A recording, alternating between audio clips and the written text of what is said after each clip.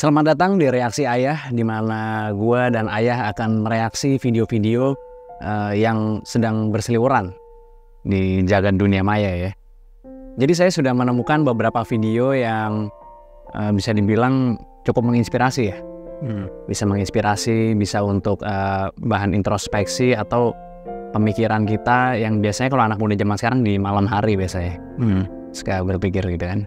Sampai nggak bisa tidur kadang kalau misalnya berpikir, mikirin video itu, mikirin kehidupan gitu. Oh ya. Jadi ini video-videonya tentang kehidupan pokoknya ya. Langsung kita mulai deh. Menghina Tuhan itu nggak harus nginjek-nginjek Al-Quran, nggak harus nginjek-nginjek Injil, nggak harus main-mainin nama Nabi. Tapi besok kita khawatir nggak bisa makan, besok kita khawatir nggak punya jodoh, besok kita khawatir skripsi nggak selesai. Itu sudah menghina Tuhan. Ketika kita meragukan rezeki, nggak bisa makan besok, atau kita nggak punya pasangan, kapan nih jodoh kok nggak ada nih? Itu tanda kita menghina Tuhan. Pendapatnya gimana? Ya persisnya mungkin bukan menghina ya, tapi menganggap bahwa Tuhan itu tidak kuasa. Oh gitu ya? Ya menghina juga sih sebetulnya, ya kan? Jadi begini, itu ada nasihat dari Mutawalli Sya'rawi. Itu ulama besar di Mesir, sudah meninggal sekarang tapi. Ya, itu dia mengatakan bahwa ada sebuah hadis qudsi yang menjelaskan tentang ini. Jadi manusia ini kadang-kadang dia mempertanyakan tentang rizkinya besok. Padahal Tuhan tidak pernah mempertanyakan sama dia tentang apa yang akan dia lakukan besok. Ya kan? Sebetulnya kalau ini Tuhan yang berhak untuk menanya kepada kita kan. Kenapa kita yang lagi gitu mas? Iya. Padahal dia yang menciptakan ini semua. Dia yang menciptakan kita dan dia yang menciptakan segala alam semesta ini. Alam semesta ini diciptakan dan diberikan kepada kita sebenarnya. Ya kan? Tapi kadang-kadang kita justru merasa seolah-olah Tuhan itu tidak adil sama kita gitu kan. Misalnya itu. Kemudian di samping itu juga kita mengharapkan itu terlalu berlebihan pada Tuhan. Sementara apa yang kita lakukan kepada Tuhan tidak pernah kita evaluasi. Kita tidak introspeksi sebenarnya apa yang sudah kita lakukan. Maksudnya usahanya kurang kuat. Ya, ibadahnya juga kadang-kadang abai, ya kan? Atau perilakunya tidak baik, tidak ada menolong orang lain dan sebagainya. Tapi kita minta terus sama Tuhan gitu kan? Sementara kalau kita belum diberikan, sebetulnya tidak ditolak, belum diberikan. Kita udah merasa kecewa gitu lah. Iya. Sebenarnya kita nggak tahu diberikan apa enggak gitu ya. Nah, iya. Gitu ya. Iya. Kita maunya tergesa-gesa, maunya hari ini kita minta besok terwujud. Kalau belum, kenapa saya sudah berdoa luar biasa kok tidak diberi sama Tuhan, misalnya begitu kan. Tapi kalau misalkan kasusnya misalnya wah kita mencintai seseorang, kita berdoa ya Allah, saya minta saya sama dia gitu. Tapi habis itu dia menikah sama orang lain, itu berarti ditolak sama Allah berarti. Ya bukan ditolak. Jadi itu yang salah yang minta kan?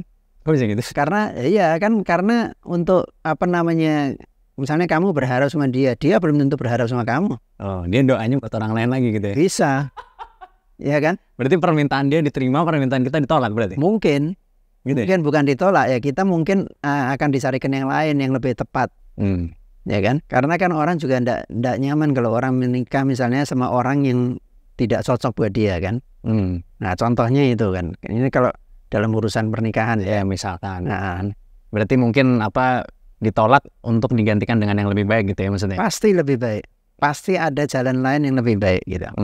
Apa mungkin lebih baik itu artinya jangan menikah dulu, tunggu dulu berapa saat gitu kan? Atau bisa juga ada jodoh yang lain buat kamu yang lebih tepat dari ini, bisa juga. Ya. Tapi kan kadang-kadang kan kita pasti adalah meragukan wah gimana ini masa depan kita misalnya. Gimana nih saya tidak bisa makan nih besok nih nanti atau. Nah itu tidak boleh begitu. Nggak boleh begitu? Tidak boleh. Jadi punya perasaan seperti itu tidak boleh. Karena itu kita ini yang memberikan rezeki, yang memberikan semua kebutuhan hidup kita itu adalah Allah. Ya kan? Jadi kita usaha keras ya, terus menaruh harapan positif. Karena harapan positif itu kan juga mengundang, ya kan? Orang selalu menganggap kalau sekolah itu mesti punya ijazah. Oh itu ditentukan oleh negara mesti punya ijazah karena you mau kerja gitu kan. Tapi kalau you sekolah dan ingin buka pekerjaan, ngapain you punya ijazah? Orang lain yang lu tagihin ijazah itu. Karena saya anggap ijazah itu tanda orang pernah sekolah, bukan tanda orang pernah berpikir. Gimana Pak ya? Ijazah adalah tanda orang pernah sekolah, bukan tanda orang pernah berpikir gitu. Betul. Tapi kan di sekolah kita berpikir. Nah ya berpikir ya memang orang tidak sekolah juga berpikir kok.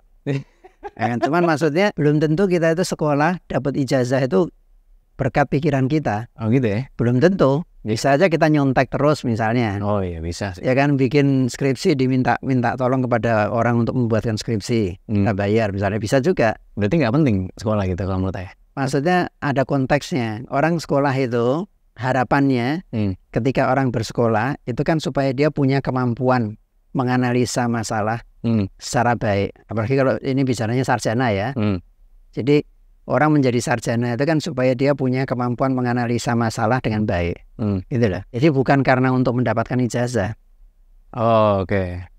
Berarti sekolahnya itu penting sebenarnya kalau menurut saya. Oh, sekolah itu penting. Dulu pernah kita bahas sudah. Jadi sekolah itu tujuannya adalah supaya kita selalu bisa berpikir secara sistematis. Supaya kita bisa mampu, seorang sarjana ya, bisa mampu menganalisa masalah. Itu yang penting. Tapi ya sekolah itu bukan jaminan kesuksesan sih kalau menurut aku gitu kan. Memang iya. Jadi jaminan sukses. Gitu. Itu memberikan tools tambahan kepada kita, kemampuan menganalisa gitu loh. Atau ini meningkatkan peluang untuk apa bisa lebih sukses gitu. Ya karena sekarang ini masyarakat berpegangan pada ijazah. Berarti ya kalau orang punya ijazah, misalnya seorang mengatakan dirinya dokter, mana buktinya? Kamu pernah sekolah kedokteran ya, ini ijazah. Ya kalau dokter sih harus kuliah sih emang sih. Misalnya itu. Atau yang lainnya. Misalnya sarjana ekonomi juga begitu kan, sama. Mana buktinya bahwa kamu sarjana ekonomi? Ya ijazahnya itu bahwa kamu pernah kuliah di fakultas ekonomi. Mungkin orang tua bersikeras mau anaknya kuliah itu supaya bisa memperbesar peluang anaknya ini berhasil gitu ya, bukan pasti berhasil gitu, tapi memperbesar peluang aja gitu ya. Iya, karena masyarakat tuh masih menghargai ijazah. Makanya ada ayah punya teman itu dia punya titel itu ada 7. Kuliah terus sudah ya. Karena apa? Karena dia merasa bahwa dengan ijazah itu dia bisa lebih dihargai, dia bisa lebih laku lah istilahnya. Gitu loh.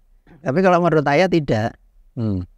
Karena ada orang ketika ayah mengeksplor orang ini yang titelnya ada 7 ini tadi, ayah selidiki, ternyata gajinya jauh lebih rendah daripada ada temennya ayah yang hanya sarjana biasa aja. Gitu loh. Ternyata jauh lebih tinggi gitu. Jadi tidak menjamin bahwa ijazah itu meningkatkan kesejahteraan orang. Tapi masyarakat menuntut gitu loh. Bahwa mana buktinya bahwa kamu adalah sarjana ekonomi? Mana ijazahnya? Bukan kemampuan kamu menganalisa masalah-masalah ekonomi, tidak. Tapi bukti kalau kamu pernah belajar ekonomi gitu bisa. Iya gitu. Sokrates itu kan dikenal punya pendapat orang itu tambah pinter mesti tambah baik. Ini mungkin ada orang protes, banyak kan orang pinter tidak baik. Banyak orang pinter yang jahat. Enggak, kalau dia jahat berarti belum pinter. Iya, dia tidak tahu efek merusak dari kejahatan yang dia lakukan. Katanya Sokrates pernah berkata, orang pinter itu pasti baik katanya. Iya. Gimana pendapatnya? Kalau dia betul pinter, kalau dia pinter beneran, ya kan? Cuman kan kebanyakan orang itu tidak pinter sebetulnya. Gitu ya? Iya. Artinya gini, orang itu semakin dia pintar, itu dia semakin mampu mengendalikan diri. Seharusnya begitu. Kalau ada orang pintar tapi dia tidak baik, ya kan? Maka dia itu bukan orang pintar. Gitu ya. Jadi dia harus belajar lebih baik lagi supaya dia betul-betul meresap ilmunya itu ke dalam dirinya. Tapi bukannya kalau orang pintar itu misalnya cenderung memandang yang lain, lu mah nggak ngerti gitu. Ya itu justru itu menunjukkan orang ilmunya sedikit. Oh gitu ya? Orang kalau ilmunya sedikit kan sombong dia. Oh gitu ya? Merendahkan orang lain. Iya. Udah kamu nggak ngerti udah. Bukan orang kalau orang pinter betulan, ilmunya banyak kan, dia pasti akan menghargai pandangan orang lain. Tapi repotnya kan banyak orang-orang yang merasa dirinya pinter. Oh iya. Ya kan? Nah itu banyak sekali orang yang merasa dirinya pinter sehingga dia menganggap orang lain di sekitar dia itu bodoh semua. Saya yang pinter, saya yang memberikan solusi gitu kan. Ada orang usul apapun ditolak sama dia, oh ndak bisa. Karena dalam hatinya dia, kamu nggak ngerti apa-apa, saya ini yang ngerti gitu. Nah itu bukan orang pinter yang benar. Yang dimaksud sama Sokrates ini memang orang yang betul-betul pinter. Ya kan, artinya wawasan keilmuannya itu luas. Karena orang makin banyak belajar, itu dia makin tahu dirinya bahwa dia hanya tahu sedikit. Oh iya benar. Ya kan? Aku pernah dengar juga itu kutipan. Nah, ternyata saya ini baru tahu sedikit ya gitu loh. Justru kalau orang yang merasa dirinya udah tahu banyak itu dia kurang belajar berarti. Kurang belajar, tidak pinter dia. Jadi orang yang sering belajar, sering memperluas ilmunya, maksudnya bersosialisasi juga dengan orang-orang yang cerdas-cerdas juga, dia akan selalu belajar hal baru setiap harinya mungkin ya. Iya. Jadi dia merasa saya nggak sebanyak itu ternyata taunya gitu. Nah ternyata saya taunya saya hanya sedikit aja nih.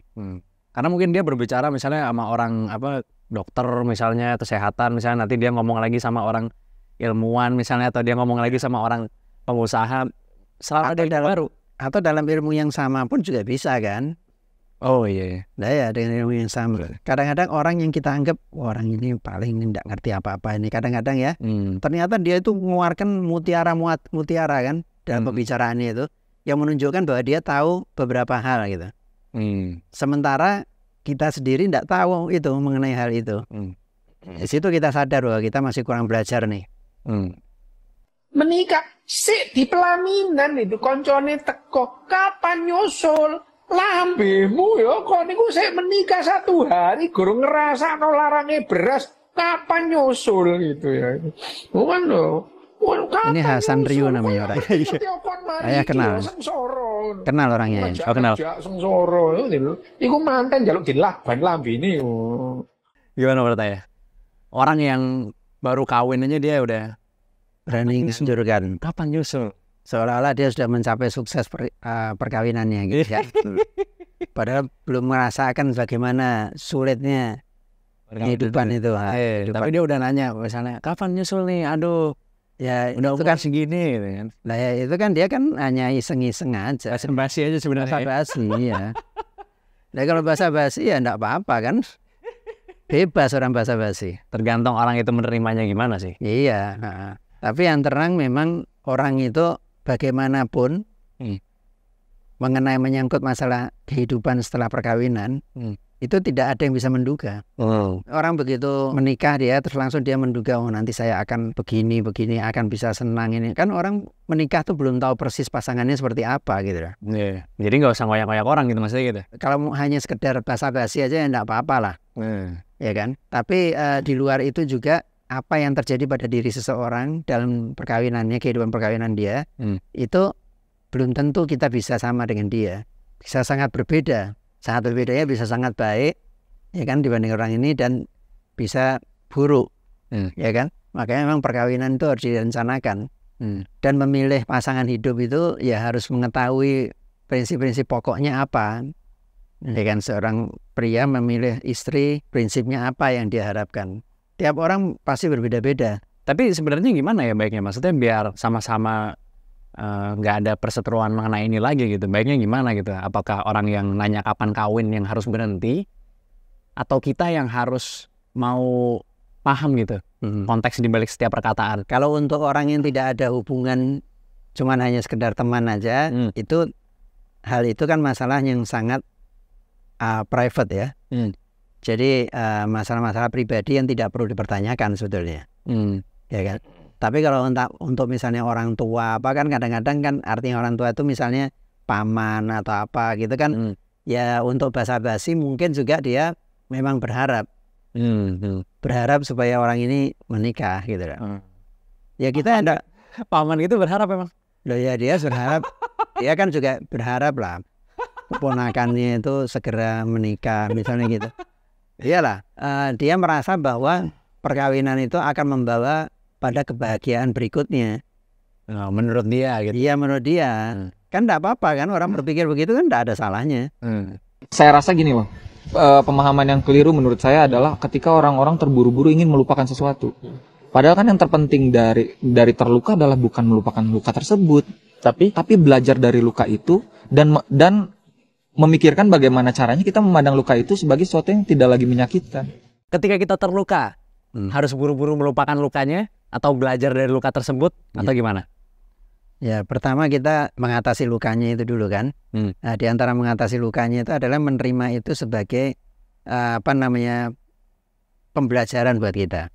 Pertama sebagai pembelajaran. Kemudian setelah itu bagaimana? Ya kita harus menyadari dulu. Kan orang melupakan tuh tidak bisa bilang udah saya lupakan, kan tidak bisa. Ada prosesnya untuk melupakan itu. Ketika kita sadar bahwa dibalik sesuatu yang tidak nyaman dalam hidup saya ini tidak akan terus berlanjut. Suatu ketika nanti akan ada baiknya juga.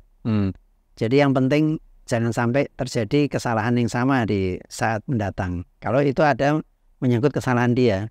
Kalau itu menyangkut pengaruh orang lain, misalnya ya, orang menyakiti apa-apa, ya kita harus berpikir bagaimana menghadapi orang-orang yang seperti ini gitu loh. Di kemudian hari maksudnya? Iya. Apa menghindar atau misalnya harus punya cara yang jitu untuk menjawab pertanyaan dia. Misalnya kan tergantung lukanya ini berupa seperti apa gitu. Ya tadi betul mempelajari kan. Jadi jangan buru-buru, wah pokoknya saya mau lupain aja gitu. Tidak akan bisa. Nggak akan bisa ya? Tidak akan bisa, namanya terluka tuh butuh waktu penyembuhan kan. Oh gitu ya? Iya, seperti kita luka di tangan misalnya untuk menjadi sembuh pulih kembali kan butuh waktu. Nah, tapi butuh waktunya itu bagaimana merawat luka ini kan. Nah ya, bahwa kita harus pertama mengakui dulu bahwa kita tuh sedang luka. Ya. Lalu kemudian menerima kenyataan. Menerima kenyataan, setelah menerima kenyataan mengambil pelajaran. Nanti baru bisa lupa gitu ya? Bisa, kecuali orang yang sangat sensitif tidak bisa lupa terus. Ada orang yang begitu. Ada sih. Sampai bertahun-tahun diulang-ulang terus, karena dia mengulang-ulang terus. Terus habis itu ini bilangnya, cinta saya habis di mantan. Di antaranya itu. Ya, apalagi yang menyangkut perasaan batin ya. Itu ada orang yang begitu sifatnya. Biasanya kenapa kok dia itu tidak sembuh-sembuh? Karena dia suka mengulang-ulang penderitaannya itu.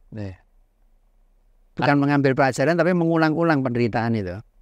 Karena hati itu bisa dilatih gitu kalau menurut aku sebenarnya gitu. Jadi orang nggak usah terlalu 100% mengikuti hatinya, terus hatinya mau A diikutin, mau B diikutin, mau C diikutin. Ya kapan kita mendisiplinkan hati kita kalau kayak gitu caranya? Iya. Soalnya hati itu sering dijadikan alasan untuk banyak perlakuan yang menyimpang, yang bahkan sampai kriminal, negatif. Itu banyak ya alasannya hati itu. Iya. Ya kan? Bisa. Ya memang ada orang yang begitu memang. Ya mungkin orang itu memang orang kriminal bisa aja. Sebenarnya dia kriminalnya cuman berlindung di balik hati itu ya. Balik hati ya. Karena hatinya tidak didisiplinkan. Iya. Sengaja sama dia didramatisir gitu kan. Dilepas ya hatinya ya. Saya soalnya sakit hati dulu, pernah saya ketemu ini, makanya saya sebelum orang ini, saya mencegah supaya hal yang dulu pernah saya alami itu tidak terulang lagi. Jadi saya melakukan ini semua orang ini ya gitu. Padahal orangnya beda, konteksnya beda juga. Oh iya benar juga ya. Iya. Ternyata kalau lu punya cita-cita, pas lu tinggalin dia nggak mati, dia ada terus di situ. Gue mau bilang bahwa jangan pernah membunuh mimpi lu. Karena sekeras-kerasnya lu pukul, sedalam-dalamnya lu kubur, dia cuma akan pingsan dan bangkit di usia lu tua dalam bentuk penyesalan. Kalau lu tanya sama gue, sukses itu apa? Adalah ketika gue tahu gue mau meninggal, terus gue ngaca, terus gue bisa bilang sama diri gue sendiri, gak ada yang gue sesali dalam hidup. Gak ada hubungannya sama uang, gak ada hubungannya sama barang, gak ada hubungannya sama pencapaian, gak ada hubungannya sama world tour. Pokoknya kalau gue udah mau mati, terus gue bisa bilang gue gak nyesel, gue menang. Gimana menurut Ayah? Apakah benar cita-cita itu walaupun kita hiraukan, walaupun kita injak, dia sebenarnya masih ada di diri kita. Nanti bakalan muncul ketika kita sudah tua dalam bentuk penyesalan katanya. Iya, tergantung orangnya juga. Begitu ya? Iya. Jadi kan orang kan kadang-kadang bercita-cita misalnya sekarang ini. Tapi Ayah dulu cita-citanya apa tadi? Ayah dari kecil dulu memang kepengen jadi dokter. Tercapai berarti cita-citanya. Ya. Karena dulu sering nganterkan orang tua ke dokter. Ya kan, karena sering nganterin orang tua ke dokter. Terus ayah lihat itu, yaitu orang kesakitan datang disuntik. Zaman dulu kan suntik terus itu. Suntik pulang itu hilang sakitnya. Melepaskan penderitaan orang itu. Jadi ayah akhirnya kepengen jadi dokter gitu. Itu aja sudah. Karena tujuannya untuk menolong orang. Tapi kalau misalnya kita punya cita-cita, terus habis itu kita hiraukan, wah sudahlah, saya kerja aja cari uang lah, saya hiraukan aja cita-cita saya itu. Katanya cita-cita itu nanti bakal muncul lagi setelah kita udah tua katanya. Berapa penyesalan-salan. Aduh dulu saya harusnya begini. Nah itu tergantung orangnya. Kalau setelah itu dia mendapat sukses yang lain bisa aja. Orang jadi melepaskan ya. Orang punya cita-cita menjadi advokat misalnya, ya kan. Terus tapi dia tiba-tiba mikir, saya mau jadi aja deh, pedagang, ya kan. Atau seorang dokter yang terus tiba-tiba dia mau menjadi pedagang. Ketika dia sukses menjadi pedagang, ya mungkin aja dia merasa puas dengan itu. Ketika dia puas ya sudah, tidak ada masalah. Dia udah lupa juga sama cita-citanya dia jadi gitu ya. Bisa sih emang begitu sih. Ya, tapi kalau ada orang juga yang kalau dia tidak sukses misalnya, dia pasti akan ingat terus. Wah, coba kalau saya dulu jadi advokat. Oh iya benar. Sekarang kaya raya gitu. Tergantung kesuksesannya berarti ya, tingkat kesuksesannya ya kayaknya ya. Terutama ya. Kalau misalnya di bidang barunya ini dia sangat sukses, kayaknya nggak bakalan kenapa-napa sebenarnya gitu ya. Iya. Dan jangan lupa suksesnya tidak mesti berupa uang kan. Ada kepuasan diri misalnya, tersalur dia punya keinginan itu. Jadi ayah tidak sepenuhnya sependapat dengan itu sih. Siapa namanya? Panji. Tapi kalau misalnya dibilang katanya kalau misalnya kita mau menang dalam hidup, sebelum kita meninggal kita harus ngeliat di kaca dan kita akan merasa bahwa kita nggak ada yang disesalin gitu. Hidup kita tuh nggak ada yang disesalin. Itu katanya kita udah menang hidup kita katanya. Ya, setuju Pak. Kalau orang Muslim tidak boleh menyesali hidup. Oh gitu ya? Yang sudah lalu ya sudah. Yang penting hal-hal yang buruk tidak terulang lagi gitu. Jadi untuk menang di dalam kehidupan itu kita harus tidak pernah menyesali apapun yang terjadi di hidup kita gitu ya? Tidak boleh, di dalam Islam tidak boleh itu. Kita diajarkan sama Nabi Muhammad untuk tidak menyesali hal-hal yang sudah lalu. Gitu ya? Sama sekali nggak boleh nih, Saf? Nggak boleh. Dan itu memang lebih bagus. Jadi orang tuh selalu melihat ke depan gitu loh. Oh iya benar juga sih. Karena percuma juga ya menyesali sesuatu yang tidak bisa kita ubah ya. Iya. Apalagi sudah mau mati, lihat ke cermin terus menyesal kan lebih parah lagi kan. Kalau udah mau mati ya baca Yasin, baca zikir segala macam sudah. Yang selesai urusannya dia kok. Yang penting hidup ini tidak ada penyesalan ya pokoknya ya. Tidak boleh ada penyesalan. Kalau kita pernah bikin salah sama orang misalnya gitu dan tidak dimaafkan, ya bagaimana? Menyesal untuk tidak melakukan kesalahan yang sama boleh. Tapi menyesali perbuatan yang dulu itu sudah tidak perlu lagi. Oh gitu ya. Yang penting cukup kita meminta maaf kalau dia tidak memaafkan. Udah gitu ya. Iya. Gue liat kutipan di Instagram apa di TikTok. Kutipannya gini. Tahu nggak kenapa orang yang nggak lu kenal lebih mendukung lu untuk maju daripada orang yang kenal lu. Soalnya orang yang kenal lu nggak bisa terima bahwa lu sama dia datang dari tempat yang sama. Tapi lu udah jauh. Iya. Itu dia. Maksudnya orang kita sama-sama pulang malam, sama-sama pagi berangkat, tapi kok rezeki lu lebih gede daripada gua, ya kan? Tapi itu masalah utama sih kayaknya. Kita selalu kalau gue sih bilangnya waktu itu kita selalu kalau nggak semua orang pengen kita gagal, tapi hampir semua orang nggak pengen kita lebih dari mereka gitu. Iya benar. Gitu. Katanya kenapa kita lebih cocok sama orang yang kadang kita lebih cocok sama orang yang kita nggak begitu kenal, karena kalau teman dekat kita mereka merasa kita sama kok dulu sekolahnya barengan tapi kok lu lebih kaya daripada gue gitu. Ya itu tidak boleh, itu budaya itu harus dihilangkan. Jadi punya perasaan seperti itu harus dihilangkan. Gitu ya. Karena tidak boleh itu kan berarti kita iri ya. Iri sama orang lain. Iri dalam arti kata positif boleh. Maksudnya gimana tuh iri positif? Kok ini orang dulu sama-sama saya, kok sekarang dia bisa hebat begini? Bagaimana dia caranya? Oh begini-begini, oh saya ndak mau kalah deh, saya juga harus begitu, boleh. Untuk belajar maksudnya gitu ya? Iya. Untuk positif, iya. memperbaiki diri jadi lebih baik lagi itu boleh gitu ya? Ya boleh kalau begitu. Tapi kalau dengki, ya artinya jahat, hatinya jahat, ndak suka, itu ndak boleh. Oh gitu ya? Dan itu masyarakat harus dididik untuk tidak bersikap seperti itu. Masih banyak tuh soalnya. Banyak sekali orang yang dengki itu. Berburuk sangka nanti ujung-ujung. Nah, banyak sekali. Kayak di kantor-kantor itu orang dengki itu satu sama lain tuh banyak banget. Oh iya. Nah ini kita kan harus mendidik masyarakat jangan punya sifat dengki. Artinya iri dalam arti kata positif boleh. Kenapa dia bisa hebat, saya tidak? Oh karena dia itu punya kebiasaan baik begini. Saya akan tiru itu caranya dia. Supaya saya juga sukses seperti dia. Nah boleh begitu. Untuk motivasi gitu ya? Untuk motivasi. Tapi kalau dengki dalam arti tidak suka, tidak mau orang lain lebih sukses dari kita, itu tidak boleh. Biasanya ujung-ujungnya kalau kayak gitu jadi berburuk sangka biasanya. Wah ini sih kaya gara-gara ini nih. Ya karena dia punya peliharaan tuyul misalnya, gitu-gitu. Nah, atau pencucian uang, kalau sekarang baik ngomong begitu. Ya berhasil karena pencucian uang itu. Gitu. Itu karena kalau di kota-kota, kalau di desa-desa, itu juga banyak orang-orang begitu yang menuduh punya, gitu loh. Iya. Banyak. Iya benar. Jadi masyarakat kita ini banyak yang dengki. Oh iya banyak sekali itu. Jadi kita harus mendidik masyarakat untuk tidak dengki. Boleh iri untuk ditiru, supaya kita juga sukses seperti dia. Kan orang yang sukses itu tidak pernah menganggap orang lain tidak boleh sukses. Oh gitu ya? Iya. Orang yang sukses, dia pasti ingin orang lain juga sukses. Tapi tidak ingin orang lain lebih dari dia tadi? Enggak. Enggak. Harusnya itu berarti orang yang dengki.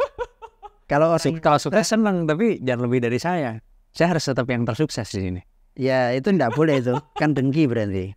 Bisa aja jiwa kompetitif itu bukan dengki kan? Ya kompetitif itu harus dalam arti kata positif seperti yang Ayah bilang tadi kan. Saya harus bisa, dia bisa sukses, saya juga harus bisa. Apa yang membuat dia sukses saya akan tiru atau bahkan saya harus lebih baik dari dia. Sehingga saya lebih sukses dari dia. Boleh. Orang punya pandangan ingin lebih sukses dari temannya itu boleh, tidak apa-apa. Tapi kalau kamu tidak boleh lebih sukses dari saya kan berarti dia mau menghambat. Maksudnya kamu sukses, saya senang. Tapi kalau kamu melebihi saya nggak senang gitu. Berarti dia mau menghambat. Ya kan tidak boleh punya sikap gitu. Kalau ada teman kita sukses, ya kita belum sukses, kita boleh dekat-dekat sama dia untuk belajar bagaimana cara suksesnya itu. Dan kalau bisa sama-sama maju. Oke, terima kasih banyak buat kalian semua yang udah nonton. Mudah-mudahan kalian bisa mendapatkan sesuatu dari konten reaction kita ini yang sederhana ini ya. Iya. Kemudian bisa mengambil intisari dari intisari ya kan, atau setidaknya cukup banyak juga orang yang merasa ini ya ayah kamu mirip sekali dengan ayah saya. Itu banyak banget yang bilang gitu ya. Oh iya, mikirnya karena sama-sama tua. karena sama-sama udah umur aja ya. Iya. Banyak juga yang terobati rasa kangennya. Misalnya kan banyak yang nonton kita juga orang perantau misalnya gitu-gitu kan. Iya. Jauh dari orang tuanya di kampung misalnya gitu kan. Ya, karena kita ini mengalami susah dan senangnya hidup. Ya kan. Untuk susahnya diambil pengalaman supaya tidak terulang lagi dan ingin orang lain tidak mengalami kesusahan yang sama. Kemudian kalau kesenangan hidup ya kita ingin berbagi sama orang. Pokoknya diambil aja positifnya, yang negatifnya silahkan dibuang. Terima kasih banyak sudah menonton reaksi Ayah. Sampai jumpa di episode selanjutnya.